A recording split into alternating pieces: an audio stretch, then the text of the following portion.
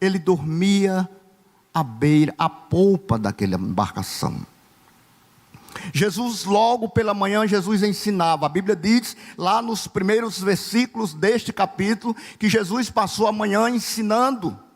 E a multidão era tão grande, de tal maneira, de tal forma, em que abafava, que Jesus teve momentos que ele teve que sair do meio da terra, da praia, e adentrar-se até o mar, e ir para um barco, para que desse barco ele falasse às outras pessoas, porque a multidão era como se estivesse comprimindo Jesus. E Ricardo, ele pregava nos domingos anteriores, que ele sobre essa questão da multidão, da quantidade de discípulos que andavam, seguiam Jesus, que sempre andava caminhando com Jesus, mas a gente percebe nas entrelinhas que o interesse maior daquela multidão não era seguir Jesus, mas era justamente pelas coisas que Jesus proporcionava. Era alimento, era uma coisa, era um milagre outro. E chega um ponto que Jesus começa a perder a paciência com essas multidões, e dizem que eles só estão ali por conta das coisas que ele fazia. E quando ele começa a pregar duramente, eles dizem, duras são as palavras. E começam a sair de um e ficaram 12. E Jesus disse, e aí vocês querem também seguir com eles? Mas Pedro disse, Senhor, para onde iremos nós? Porque só tu tens as palavras de vida eterna. Irmãos, Jesus naquele momento, já ao fim da tarde, ele disse que precisava ir para o outro lado, porque ele tinha um compromisso. A cidade de Gadara tinha um homem que sofria há tempo de uma possessão. Jesus precisava se deslocar. E naquele momento ali, Jesus entra no barco e diz ao Jesus, instrui, e diz, vamos passar para o outro lado. E ali eles entram no barco e vai, e no meio do mar, desse lago, a Bíblia diz que se levanta um grande temporal de vento, uma tempestade. E aqui eu quero fazer uma citação do pastor Marren. Ele disse, certa feita, fez uma visita a Israel. E ele foi até esse lago. E ele disse que passando por essa embarcação, justamente com o guia turista, e ele pergunta àquele guia turista, aqui é natural haver tempestade? E ele disse que o guia balançava a cabeça, confirmando que sim. E depois aquele guia turista disse para ele, pastor, várias vezes já passamos por tempestade aqui, mas eu, por exemplo, já passei e não gostaria de passar outras vezes. E a gente começa a entender esses fenômenos naturais, porque dessas tempestades sempre acontece naquele lago. Porque esse lago ele fica, e aqui eu quero trazer um contexto semelhante da terra, o saco aqui. É um lago que tem ali dentro e cercado por montanha, 3 montanhas, grande. A mesma coisa era esse lago, era cercado pelo Monte Hermon, por outros montes, salve meu engano, a colina de Golã. E então durante o dia aquecia-se muito, porque dificultava a passagem de vento. Mas à noite ou ao final da tarde, os ventos frios das montanhas, então travava com os ventos quente deste lago, e ali gera um choque térmico, e esses redemoinhos, que a gente começa a chamar aqui de redemoinhos, eles eram fortes, a ponto deles jogar água ao barco, e esse barco, a Bíblia diz que já não tinha mais controle dos discípulos, tirar sua água.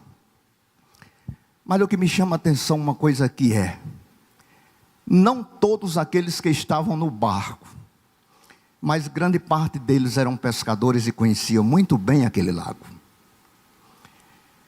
E porque eles ficaram com medo a ponto de dizer, mestre, nós vamos morrer, e o Senhor dorme, não se importa conosco, passamos o dia todo com vocês, cansados do Senhor do mesmo jeito, e agora o Senhor vai dormir? As tempestades da vida, irmãos, elas sempre acontecem.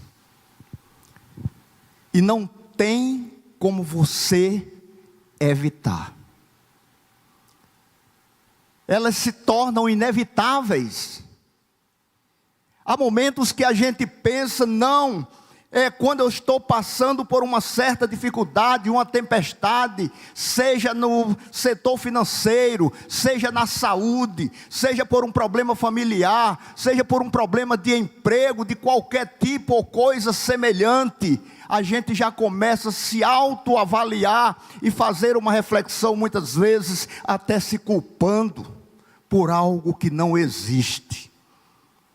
Porque a gente, e geralmente os cristãos têm essa de, quando está passando por uma situação de enfermidade, de problema de desemprego, falta de dinheiro, endividamento, aí começa a se autoculpar. Meu pai, o que foi que eu errei? Aonde é que está o meu pecado? O que foi que eu fiz para que as coisas, que tudo que eu faço, nada dá certo? E começa a pecar. E vai para um irmão e o irmão disse: irmãos, será que não tem algo que falta o irmão consertar na sua vida? Jonas, aí usa textos bíblicos, diz: Jonas passou por uma grande tempestade na vida. Primeiro porque Jonas desobedeceu às ordenanças do Senhor. Aí aquela pessoa começa, não dorme direito, passa uma noite mal dormida, tentando descobrir o que foi que ele fez de errado, porque nada está dando certo na sua vida. Meus queridos irmãos, não ache que as tempestades que ocorrem em nossas vidas são consequências de desobediência ou algo semelhante de desobediência a Deus ou algum pecado. A palavra de Deus diz que as tempestades, elas acontecem, não é por pecado. É porque Jesus, ele disse que nesse mundo nós teremos aflições. Em nenhum momento Jesus disse que aqueles que estivessem com ele não passaria por determinadas situações. Ele disse: neste mundo tereis aflições, mas tende bom ânimo, porque eu venci, e em mim vocês venceram. E Paulo corrobora com isso, quando ele diz: em Cristo Jesus, nós somos mais do que vencedores. As tempestades, elas são inevitáveis. Mas daqui percebemos que isso não é, o texto de Jonas não serve, não é uma regra geral, não serve como regra para pôr em xeque a fé de cada um. Elas acontecem, e acontecem de formas inevitáveis. Isso nos mostra que, independente da circunstância que estamos vivendo, todos passam por momentos de tempestade. Elas são inevitáveis. Jesus mesmo disse, está lá em João 16:33. Neste mundo tereis aflições.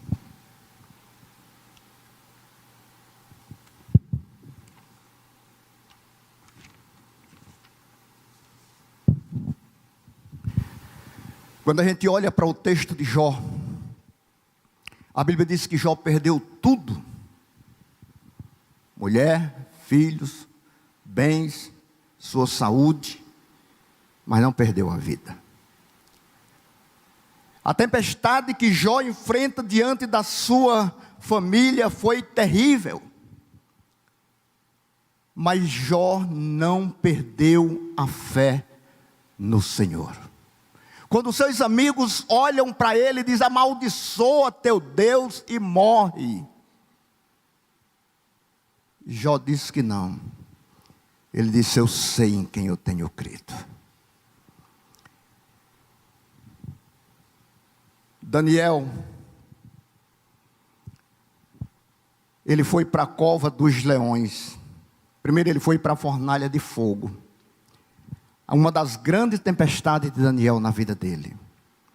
Mas naquele momento, Deus não deixou ele ser queimado. Colocaram Daniel na cova dos leões, mas o Senhor fechou a boca dos leões. A gente começa a perceber que essas tempestades, elas vêm muitas vezes para tentar fazer você parar. Paulo passou anos e anos com espinho na carne. Então não cabe nós, irmãos, o fato de estarmos passando por determinadas dificuldades na vida, não devemos blasfemar.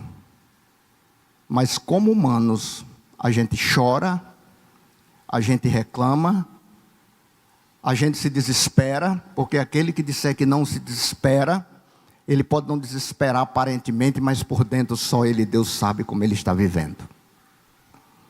Mas eu quero deixar uma palavra para vocês de fé nesta noite. Por mais difícil que seja a situação que você tenha enfrentado cada dia, o nosso Deus, Ele é maior do que a sua tempestade. O segundo ponto eu quero trazer para vocês nessa noite é que essas tempestades, elas não diz o dia que é para acontecer. Você não sabe. Eu me lembro, no ano de 2018, eu morava aqui na Luiz Olavo, e à tarde, muito calor. E ao final da tarde, dispara uma tempestade horrível, que eu acredito que até hoje tenha gente naquela rua ali procurando onde anda a tampa da sua caixa d'água. A casa do meu vizinho estourou o teto da cozinha, entrou vento pelo muro e ele fechou a porta e não teve saída e pipocou o teto, foi um prejuízo enorme. Muito desespero. E depois um toró, a água deu retorno e alagou as casas vizinhas. Foi um desespero. E a gente pergunta, se a gente soubesse o dia, a gente amarrava as portas de corda, de corrente, de tudo, para que as coisas não acontecessem. Mas elas são imprevisíveis. Além delas serem inevitáveis, elas são imprevisíveis. Pense comigo uma coisa, e eu quero chamar a atenção de vocês. E pega essa visão comigo. O mar da Galileia era conhecido por suas tempestades fortes. Mas, se aqueles discípulos, eles soubessem que naquela tardezinha iria acontecer aquela tempestade, eles tinham ido, eles tinham dito, eles tinham, pelo menos, quem conhece a palavra de Deus e sabe um pouco da precipitação, da imprudência que é Pedro, ele tinha dito, Senhor, vai ter uma tempestade aí, nós não vamos agora não. Mesmo que o Senhor dissesse, Pedro, eu disse que era para ir. Mas ele tinha feito qualquer tipo de contestação. Mas eles obedeceram, caladinho, e foram. E a pergunta é, mas Jesus sabia? Claro que sabia. Porque Jesus, Ele é presente, Ele é onisciente e Ele é potente. Onipotente. A boa parte dos discípulos eram pescador, habituado todos os dias naquela noite, naquele mar. Ele sabia da profundeza, ele sabia que aquele mar não tinha onda. Mas o que me chama a atenção aqui, porque eles tiveram medo. Quem é pescador, obviamente, nada. Porque eles tiveram esse medo de dizer, Senhor, não importa que pereçamos, não importa, o Senhor vai deixar morrer.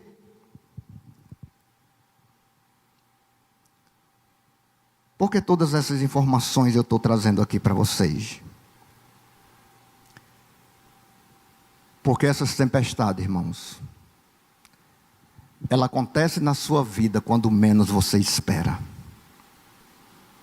Ninguém nunca está preparado para enfrentar as diversidades da vida. Se eu perguntar aqui, quantos de vocês já passaram por situações difíceis na vida? Acredito que todos aqui levantariam a mão e diziam: eu já passei. Seja na saúde, seja financeiramente, problemas conjugais, problemas da família, morte, acidente, incidente, enfim.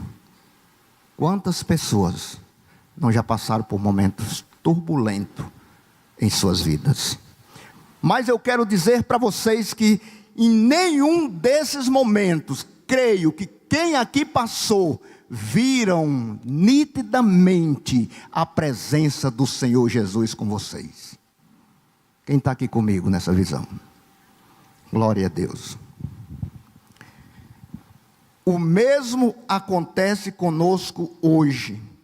Não importa o quanto conhecemos e o quanto temos de experiência, a tempestade da vida nos pega de surpresa.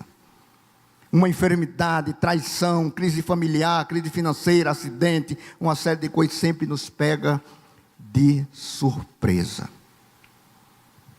De 2018 para cá, eu faço um trajeto, juntamente com minha esposa.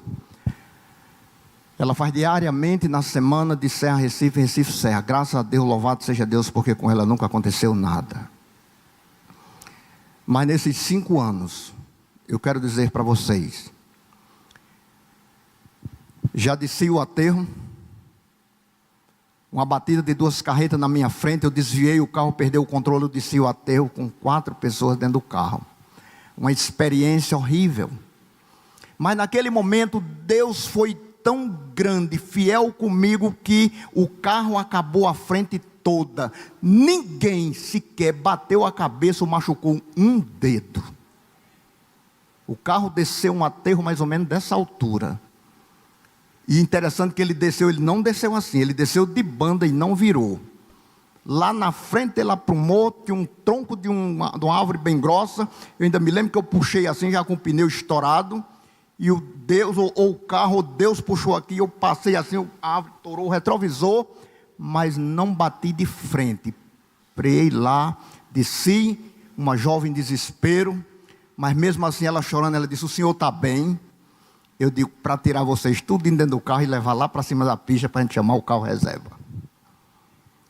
Eu senti a presença de Deus neste dia. E em nenhum momento Ele me deixou só. Quando eu cheguei na frente, já tinha 3 pessoas, pastor Tibério foi chegando no carro, a providência de Deus. E já foi dizendo: irmão João, foi o que aconteceu, eu contei para ele, ele disse: eu vou começar a ligar para você. A quem você quer que ligue? Eu digo: para o reboque. E diga que traga já o carro, porque essas pessoas têm consulta médica no Recife, eu tenho que chegar hoje. Mas você tem condição de ir? Eu digo: tenho, em nome de Jesus nós vamos chegar hoje. Fui e voltei naquele mesmo dia. O Senhor não me deixou me abalar minhas emoções. Fui e voltei e deu tudo certo. Outra vez saí daqui à tarde, já umas 3 para 4 horas da tarde. Quando chegou de Custódia para lá, um toró. Eu confiei, um carrão top, uma estabilidade parecendo um carro de Ayrton Senna. E comecei a andar em cima de 100, 120. Na curva de Algodões para cá, o carro, sentiu o carro perdendo o controle. A mulher olhou para meu lado assim, assustada assim, e eu fiz de conta, encostei o cotovelo na porta e segurei a coisa, puxei a trave de mão. Vi um carro de lá meu, eu digo: ele vai bater de frente. Eu puxei o freio de mão e dei uma chamadinha de lado. Ele deu aquela rodada corrupiada na pista. O carro passou, eu digo: agora é por aqui. Tinha umas pedras do outro lado, eu soltei o freio de mão, soltei o carro, desceu para o outro lado, chegou lá embaixo, desceu e freou e ficou com a frente olhando para a pista. Aí a mulher de trás olhou assim e fez: ufa, graças a Deus que parou. Eu digo: paramos, estamos vivos.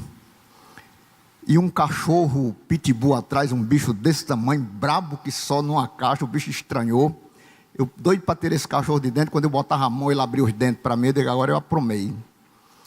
E a chuva, um toró, eu desci. Quando eu tentava sair, que eu ia abrindo, a porta fechava, eu voltava. Aí a moça disse: seu João, deixa eu fazer o seguinte, eu saio, eu seguro a porta e o senhor sai. Eu digo: pronto, minha filha. E naquele momento começou a querer me dar uma fobia de que o carro ia pegar fogo e todo mundo ia morrer ali carbonizado dentro daquele carro. Mas depois eu lembrei que o Senhor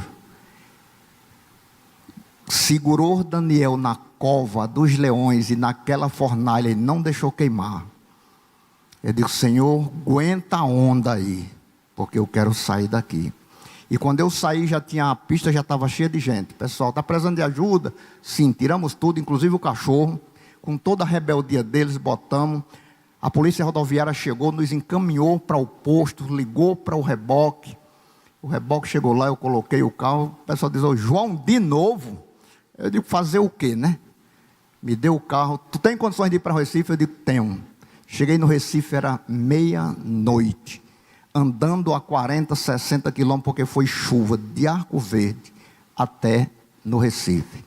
Mas para a honra e glória do Senhor, em todos esses momentos, em todas essas tempestades da vida, Deus foi fiel comigo, e Ele é com cada um de vocês, se vocês crerem. O Senhor, que acalmou essa tempestade, Ele acalma qualquer tempestade dentro de cada um de vocês. Creia nisso, meu irmão. O terceiro ponto é que essas tempestades, elas não são administráveis. Quem é que consegue administrar uma tempestade? Ninguém consegue administrar uma tempestade. Apesar de nenhum dos evangelhos descrever, podemos imaginar que, confiando em sua experiência e em sua própria força, nós não vamos resolver as situações. Os discípulos tentaram resolver o problema sozinhos, tirando água do barco. Muitos eram pescadores, tentaram fazer de todos os momentos, mas não conseguiram. Mas quando eles lembraram de que o Senhor estaria com ele no barco, eles gritaram e clamaram: Senhor, não importa que pereçamos. Meu irmão e minha irmã, quando nós estivermos diante dessas grandes tempestades da vida, clame ao Senhor enquanto há tempo. Não tome atitudes precipitadas. Não tome decisões precipitadas. Clame ao Senhor, porque a resposta dele, e a palavra de Deus diz que a vontade do Senhor, ela é boa, perfeita e agradável.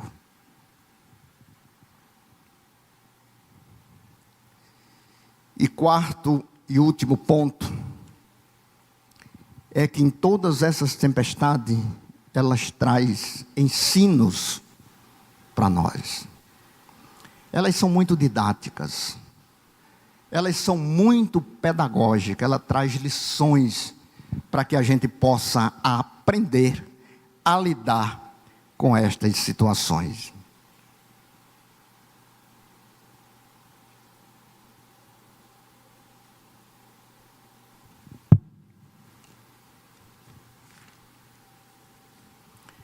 Jesus sabia que uma tempestade se aproximava? Claro que sim, pois fazia parte do ensinamento que ele estava dando durante todo aquele dia. Jesus, ele passou o dia ensinando a seus discípulos a tudo que iria acontecer lá na frente com a igreja primitiva. As adversidades, o reino se levantando contra a igreja do Senhor. Mas ele dizia que as portas do inferno não prevaleceriam contra a casa do Senhor. Jesus passou o dia ensinando contando aquelas parábolas da semente. A primeira parábola que ele conta é a parábola que ele diz que semeou em um solo duro. Você sabe que solos são esses? É o solo pisoteado pela grande multidão. A semente ela bate, mas ela não penetra no solo. Ela não consegue germinar, enraizar. A outra é um solo rochoso. O que é que a gente entende por isso? Quem conhece a zona rural sabe que o solo rochoso é aquele solo em que você cava 3, 4 dedos e bate em um pedregulho. A planta até nasce, mas quando ela começa a crescer, as folhas vão ficando amareladas e não flui, não desenvolve, não cresce, não floresce, não se torna uma árvore frondosa, não dá fruto, porque o solo não permite, não tem todos os nutrientes para que essa planta cresça e germine. E por último, aquela outra parábola que ele fala que joga no meio dos espinhos. Quem são esses espinhos? As seitas, a incredulidade, todas as situações que vêm contra a igreja do Senhor. Jesus passou a manhã e o dia todo ensinando do que iria acontecer lá, o que Lucas narra em Atos dos Apóstolos. Qual é a lição que nós podemos tirar nessa noite sobre esse texto? A gente precisa entender que em uma situação como essa, em um estado de mudança, e qualquer mudança ela é dolorosa, vai causar tempestades, vai causar algo doloroso, vai causar situações porque eu concordo, eu não concordo, eu quero, eu não quero, mas lembre-se de uma coisa, o que o Senhor colocou no coração daquele que tem a visão, não é a visão do Senhor Jesus, ou não é a visão da pessoa, é a visão que o Senhor Jesus colocou para a igreja do Senhor. Cuidado, lembrem sempre das multidões. A multidão nunca foi objeto que levasse a igreja do Senhor a crescer. A multidão sempre que atua nos textos da palavra do Senhor, ela sempre traz algo para dificultar a mensagem salvífica do Evangelho do Senhor Jesus. Quando você olha para Zaqueus, a multidão estava lá, atrapalhando esse homem e ter um encontro com Jesus. Quando você olha para o cego, filho de Timeu, apelidado por Bar de Timeu. Timeu foi o pai. Aquele homem não tinha identidade, não tinha nome. Mas alguns na Bíblia chamam de Bartimeu. O cego de Jericó. Ele estava à beira do caminho. E ele sabia que Jesus passava ali, mas ele era cego. E quando a gente pega os textos originais, a gente diz que aquela cegueira dele não era uma cegueira de nascença. Aquela cegueira dele foi uma cegueira provocada pelas tempestades da vida. Timeu, um homem comerciante de boa índole, mas em um momento se endividou, e por não ter mais com que pagar, pela cultura que existia, então perfuraram os olhos do seu filho. Aquele homem sofreu praticamente toda a sua adolescência e juventude. A Bíblia não diz quantos anos ele tinha, mas a gente especula, vamos dizer que ele tivesse 30 anos. Quantos anos esse homem não enxergava? Mas a vontade e o desejo dele era ver quem era Jesus. A vontade de Bartimeu, ou Timeu, era ver quem era Jesus. E naquele dia, a multidão, quando ele clamava: Jesus, filho de Davi, tem compaixão de mim. Eu quero parafrasear o texto aqui, dizendo que ele dizia: Jesus, olha para mim, eu quero ver, é só um toque, daí o Senhor falar qualquer coisa, eu creio e eu quero ver. E o Senhor naquele momento repreende a multidão e diz: deixa ele vir. Qual é a lição que nós aprendemos nesta noite? É algo que contrapõe a ideologia social do mundo e das canções aí fora. A Bíblia diz que a multidão, ela sempre foi empecilho daqueles que queriam ver Jesus.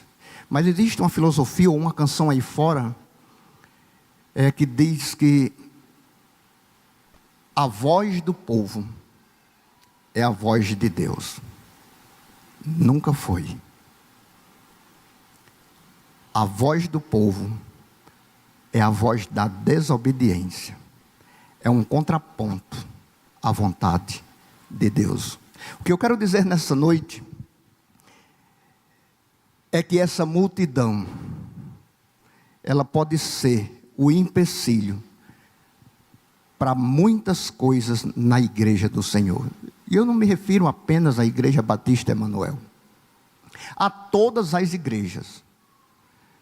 Se não ter uma visão, uma postura, uma decisão, a coragem de dizer: a visão é essa, e a gente vai seguir esta visão, vai ficar a vida inteira andando junto com a multidão.